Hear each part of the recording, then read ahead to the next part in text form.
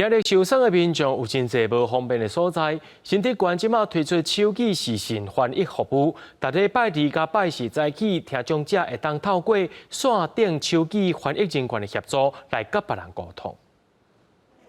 听障者利用手机透过视讯，用手语甲服务人员沟通，免偌久的时间，就解决要看医生挂号的问题。对有需要手语翻译的民众是真方便。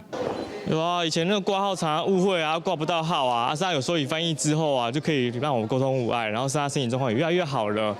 不然真的以前老是这样有沟通上的障碍，对，还好有他们帮忙。